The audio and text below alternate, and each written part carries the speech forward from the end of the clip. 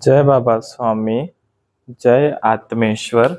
हिमालय का समर्पण योग भाग 5 का आज 22वां दिवस है और हम हैं पृष्ठ क्रमांक 231 पर। गुरुदेव कहते हैं, गीता ग्रंथ के वाइब्रेशन संपूर्ण समर्पण की अनुभूति कराते हैं। आज मैं भी अपने आप को अर्जुन की तरह पाता हूँ, जिसने अपने रथ की कमान श्री कृष्ण के समान अपने गुरु को सौंप रखी है और मैं भी उन्हें ही परमात्मा मानता हूँ। इसीलिए इस बात का एहसास सदैव जीवंत रखता हूँ कि सारी कमान मेरे गुरु ही थामे हुए हैं, वे ही करा रहे हैं और मैं कर रहा हूँ। वास्तव में मेरे हाथों से कार्य हो रहा है, मैं एक निमित्त मात्र हूँ और इस जीवन की युद्ध भूमि पर खड़ा हूँ। वे जहाँ इस शरीर रूपी रथ को लेकर जाते हैं, जाता हूँ। जहाँ वे ले जाना उचित समझते हैं, नहीं ले जाता, उचित नहीं समझते, नहीं ले जाते हैं। मैं कहाँ जा पाया और कहाँ नहीं जा पाया, यह भी विचार मैं नहीं करता। मेरे संपूर्ण शरीर पर मेरी आत्मा का नियंत्रण है। वही मेरा परमात्मा है, वही सद्गुरु है।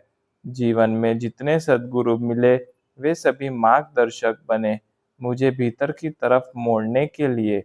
मुझ पर शरीर का नियंत्रण नहीं है, इसीलिए शरीर के विकार भी नहीं है, शरीर की समस्याएं भी नहीं है। वह सद्गुरु रूपी आत्मा जब तक इस शरीर में है, तब तक ही इस शरीर का महत्व है। वह चली जाने के बाद 24 घंटों तक भी इस मृत देह को कोई नहीं रखेगा। युद्ध समाप्ति के बाद जैसे ही श्री कृष्ण ने रथ का त्याग किया, रथ जलकर नष्ट हो गया। इससे यह संदेश मिलता है कि शरीर रूपी रथ पर जब तक आत्मा रहती है, तभी तक रथ चलता है। आत्मा का शरीर रूपी रथ छोड़ने पर शरीर को भी जलाकर नष्ट किया जाता है। हमारे जीवन ही हमारी आत्मा के कारण ही है, नहीं तो हम मुर्दा कहलाएंगे, शव कहलाएंगे, मृत देह कहलाएंगे। जिस शरीर को हम इतना महत्व देते हैं, वह तो कुछ है ही नहीं। जो कुछ है वह तो आत्मा ही है। इसलिए तुझे लग रहा है कि मैंने कुछ किया, मैंने आकर कुछ नहीं किया, मेरी आत्मा ने किया। उसे लगा जो करना चाहिए वह कर्म उसने मुझसे करवा लिया, इसलिए मैं तो केवल शरीर से उसका निमित्त बना था। आत्मा ही मुझे वहां पर ले गई। वहां पर जो ऊर्जा आपको मिलना चाहिए थी, वह नहीं मिल रही थी। जो नकारात्मक ऊर्जा मिलनी नहीं चाहिए थी, वह मिल रही थी। इसीलिए मेरे सद्गुरु रूपी आत्मा ने निर्णय लिया कि स्थान परिवर्तन ही एकमात्र उपाय है, और वैसा ही उसने किया। तो मेरे इस सामान्य मनुष्य के शरीर के पीछे जो सद्गुरु रूपी पवित्र आत्मा है, उसे समझने की कोशिश करो। हम सामान्यतः डिब्बे के पैकिंग को ही देखते हैं, भीतर के माल को जीवन में देख ही नहीं पाते हैं, और जब देख पाते हैं तब उनके भीतर ही परमात्मा के दर्शन हो जाते हैं। परमात्मा की सारी खोज ही समाप्त हो जाती है। ऐसा समझकर उसे मैंने अपने घर से विदा किया। हमारे यहाँ रोज सुबह का कुछ समय भाग दौड़ वाला ही रहता था, क्योंकि बच्चों को उठाने से लेकर बच्चों की और बाद में पत्नी की स्कूल जाने तक सारी हड़बड़ रहती थी। बाद में दिन भर शांति ही रहती थी। सुबह के उस समय में कोई मिलने न आए, यह मैं ध्यान रखता था, और कभी कोई आया भी तो उसे ध्यान कक्ष में बैठने को कहता था, और ये सब स्कूल चले जाते थे तब ही मिलता था। प्रायः आसपास के लोग सुबह सुबह नहीं आते थे, लेकिन आसपास के प्रदेशों से रात की बस से आने वाले सुबह सुबह ही आ जाते थे। कभी कभी ऐसे आने वालों को मैं थोड़ी समय के लिए पास की नदी की ओर घूमने को भेज देता था। ऐसे ही एक दिन एक बैंक के मैनेजर पड़ोस के राज्य से मिलने को आए थे। वे किसी अन्य राज्य में रहते थे और अपनी बदली अपने राज्य में करना चाहते थे। मैंने उन्हें पास के ध्यान कक्ष में बैठने को कहा और फिर सब लोग स्कूल जाने के बाद उनको मिलने को गया। उनकी समस्या यह थी कि वे अपनी बदली चाहते थे, वह नहीं हो पा रही थी। पिछले 3 साल से वे प्रयत्न कर रहे थे, बस एक ही समस्या उनके जीवन में थी और वे उसी कारण दुखी थे। उन्होंने प्रार्थना की, आप ध्यान में मेरी बदली होने के लिए प्रार्थना करें ताकि मेरी बदली हो जाए। मैंने कहा, मेरी आपके लिए की गई प्रार्थना तभी फलीभूत होगी जब आप भी उसके लिए समस्या में से बाहर आकर प्रार्थना करते हैं। प्रार्थना में बड़ी शक्ति होती है। प्रार्थना दोनों को लाभकारी है। हम जिसके लिए प्रार्थना करते हैं, उस मनुष्य का भी कल्याण हो जाता है और दूसरी ओर हम जो प्रार्थना करते हैं, उससे हमारा भी अहंकार कम होता है। अहंकार को कम करने का प्रार्थना एक अच्छा उपाय है। अति अहंकारी लोग कभी प्रार्थना नहीं करते हैं। अति अहंकारी मनुष्य कभी भी लाइन में नहीं लगता है। अति अहंकारी मनुष्य कभी किसी की मदद नहीं लेता है। अति अहंकारी मनुष्य सामान्यतः लाइन में नहीं लगता है और कभी लाइन में लगा तो वह लाइन में शांत खड़ा नहीं रह सकता है। वह लाइन में लगकर लाइन पर ही उपकार कर रहा है, ऐसा बर्ताव करता है। अब मुझे ऐसे व्यक्ति मिलने आते हैं तो मैं उन्हें उस मंदिर में दर्शन करने को भेजता हूँ जहाँ सदैव लंबी लाइन ही होती है। लाइन में खड़े रहना भी मनुष्य के अहंकार को कम करता है। जीवन में सदैव कोई न कोई समस्या रहती ही है। हम उस समस्या का सामना किस प्रकार करते हैं, यह महत्वपूर्ण है। और हम जो भीतर है उसी का प्रतिस्वरूप हमारे आसपास होता है। अगर हमारे भीतर समस्या है तो हमारे बाहर भी समस्या होगी। अगर हमारे भीतर समस्या नहीं है तो हमारे बाहर भी समस्या नहीं होगी। हमें उस समस्या से भयभीत नहीं होना चाहिए। प्रत्येक समस्या कुछ समय के बाद समाप्त हो जाती है। कहते हैं, समय बड़ा बलवान होता है और समय ही सभी समस्याओं का हल है। इसलिए वर्तमान की किसी भी समस्या से भयभीत न हो। प्रत्येक समस्या को हम कितना महत्व देते हैं, वह हमारे ऊपर निर्भर है। अपने इष्ट देव पर विश्वास रखो और संपूर्ण समर्पित होकर विश्वास रखो और अपने जीवन की डोर उस परमात्मा को सौंप दो, जो आत्मा के रूप में भीतर बैठा है।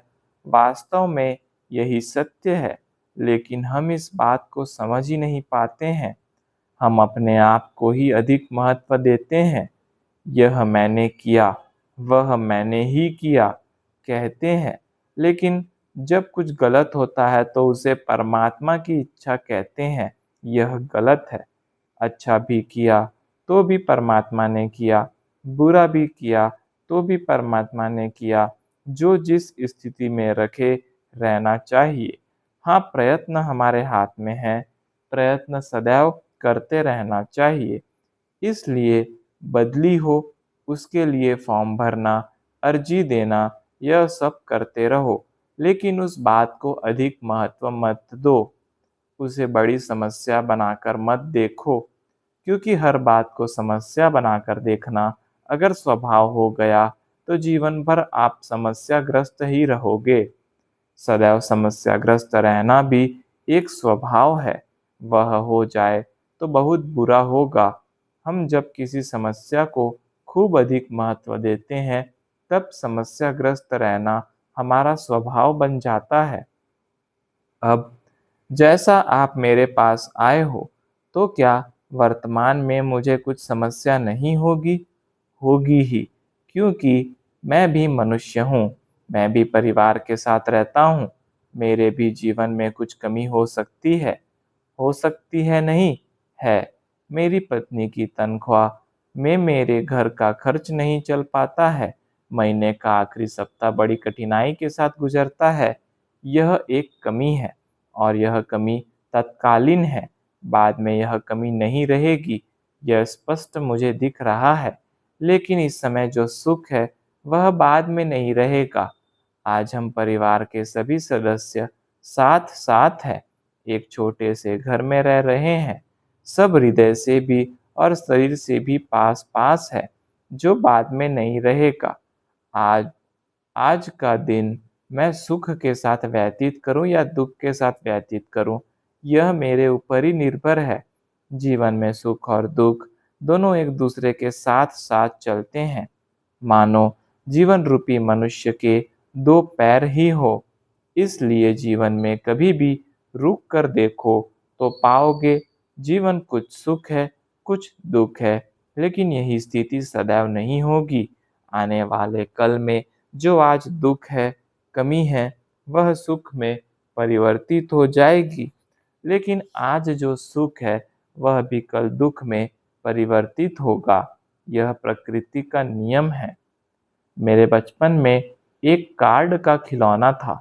उस कार्ड को सीधा देखो तो बच्चे का फोटो दिखता था और उल्टा करके देखो तो बूढ़े का फोटो दिखता था। एक ही फोटो का कार्ड ऐसा बनाया गया था कि सीधा देखो तो बच्चा और उल्टा देखो तो बूढ़ा ही दिखता था। मेरे हिसाब से वह कार्ड मनुष्य जीवन का ही प्रतीक है। सीधा देखो तो सुख है, उल्टा देखो तो दुख है। यह सुख और दुख एक ही सिक्के के दो पहलू हैं। दोनों सदैव रहते हैं, लेकिन एक समय एक ही दिखता है। अब क्या देखना है, वह हमारे ही ऊपर निर्भर है। बूढ़ा और बच्चा दोनों कार्ड में थे, लेकिन एक समय केवल एक ही दिखता था। या तो बूढ़ा देख लो या बच्चा देख लो, दोनों एक साथ कभी नहीं दिखते थे। हमारा जीवन में भी बिल्कुल ऐसा ही है। हमारे भी जीवन रूपी कार्ड पर सुख और दुख दोनों हैं। आप अपने जीवन में क्या अनुभव करते हो, यह आप पर ही निर्भर है। दूसरा, समय के साथ अपने हृदय को भी बड़ा करो। आप ही बताते हैं कैसी गरीबी में आपका बचपन गया, कैसी खराब स्थिति में आपकी पढ़ाई हुई, आपको कितने परिश्रम से बैंक की यह नौकरी मिल पाई। इसके पहले आपने जीवन में कितनी अलग-अलग नौकरियां की। आप बैंक में क्लर्क की नौकरी में लगे, परीक्षाएं दी, बैंक ऑफिसर बने और आगे बढ़े तो बैंक मैनेजर बन गए। तो प्रत्येक अधिकार के साथ कर्तव्य भी जुड़ा ही होता है। आज आप मैनेजर बन जाने पर भी सुखी हैं क्या? नहीं, आप आज भी दुखी हैं कि आप अपने घर से दूर हैं। आप दुखी इसीलिए हैं कि आपने अपने आप को विकसित कर लिया, क्लर्क से मैनेजर तक पहुंच गए। लेकिन बुरा न मानो तो सच कहूं, आपने अपने हृदय को विकसित नहीं किया है। अगर हृदय को भी विकसित करते तो जान पाते आज आपको जो सफलता प्राप्त हुई है, उसके सामने यह समस्या एकदम नगण्य है। प्रत्येक रविवार को तो आप घर पर जा ही सकते हो। मनुष्य जीवन में अपने आप को भी विकसित करते चलो, अपने हृदय को भी विकसित करते चलो, तो छोटी छोटी बातों से वह विचलित नहीं होगा।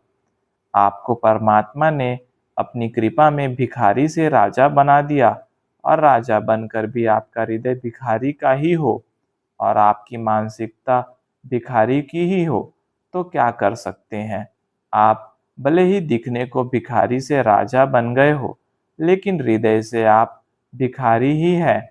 आपका हृदय आज भी अपने आप को भिखारी ही समझता है, तो यह तो समझना आपका स्वयं का प्रश्न है। आपने स्वयं ने जो प्रश्न खड़ा किया, उसे बाहर से कोई कैसे हल कर सकता है? अरे बाबा, मैनेजर बने तभी बदली होगी ही, यह निश्चित था। तो इस सत्य को खुशी से स्वीकार क्यों नहीं करते? इस सत्य को स्वीकार करो और खुश रहो।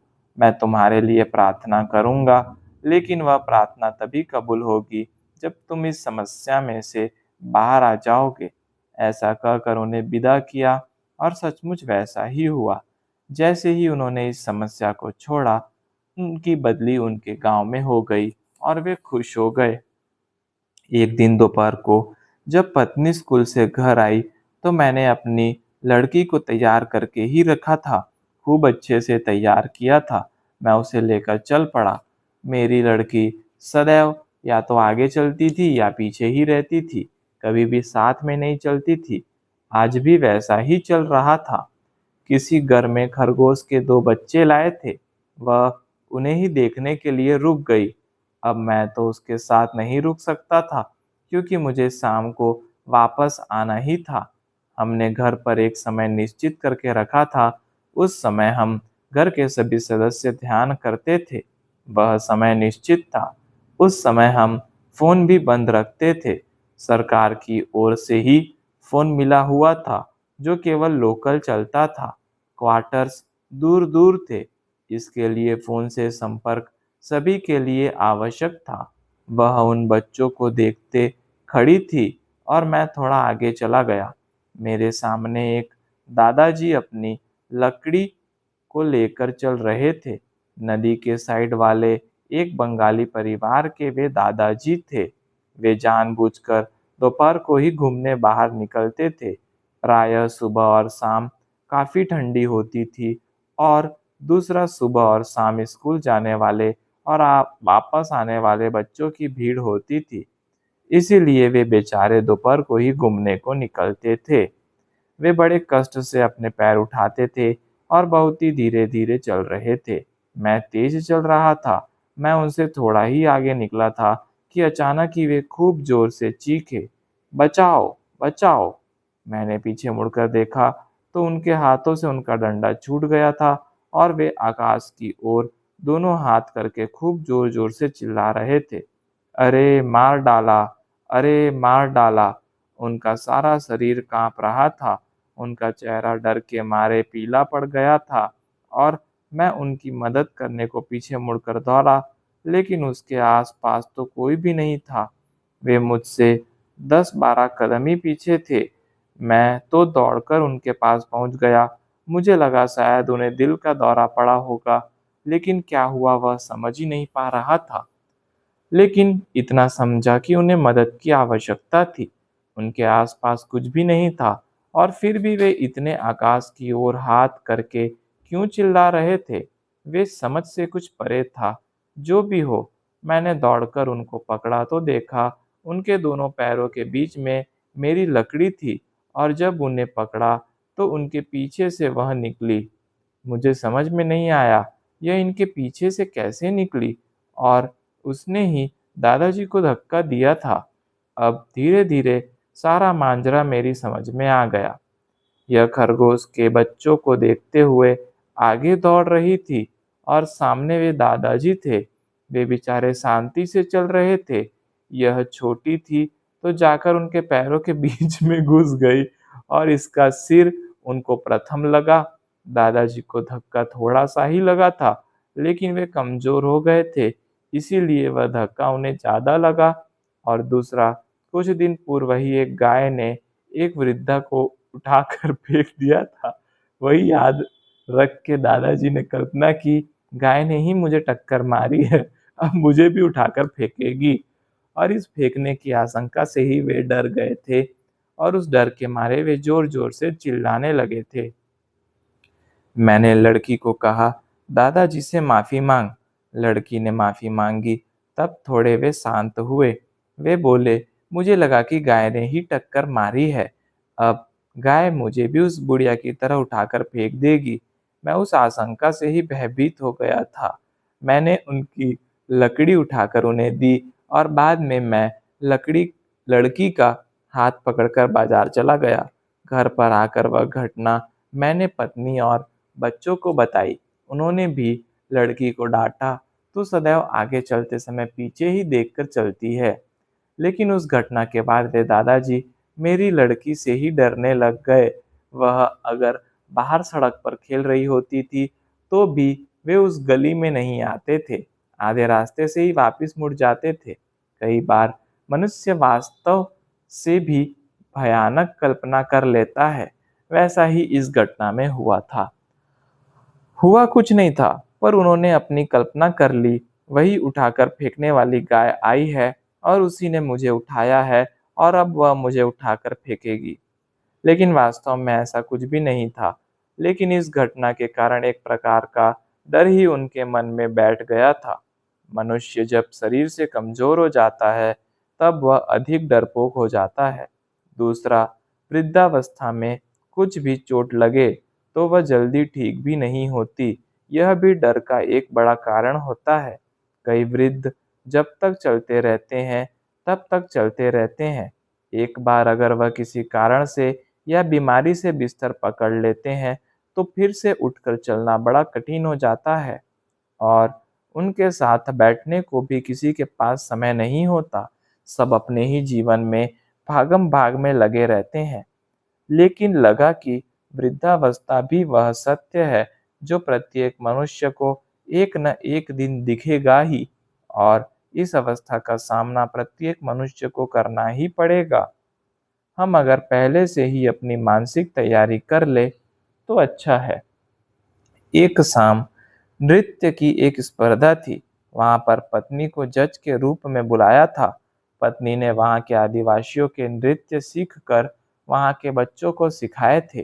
प्रायः आदिवासी यहाँ के समाज में इतने मेल जोल नहीं रखते थे, लेकिन केवल उनके नृत्य देखकर ही सब सीखा था, और उन्हें वह अपनी मिलिट्री स्कूल में सिखाती थी। इसीलिए शहर की नृत्य प्रतियोगिता में उसे नृत्य के जज के रूप में बुलाया था। वह साथ में मुझे और बच्चों को भी लेकर गई थी, इसीलिए हम भी गए थे। हम एक ओर बैठकर नृत्य देख रहे थे। एक बड़ा सा स्टेज था, उस पर बारी बारी से स्पर्धक आते थे, अपनी कलाकृति पेश करते थे और जाते थे। कुछ आदिवासी नृत्य हुए, कुछ आसामी बिहू नृत्य भी हुए, लेकिन सबके अंत में एक लड़की ने दशावतार का नृत्य किया। वह मुझे और बच्चों को भी अच्छा लगा। भगवान के 10 अवतारों का वर्णन और रूप उस एक ही नृत्य में उस लड़की ने करके दिखाए थे। जय बाबा स्वामी, जय आत्मेश्वर।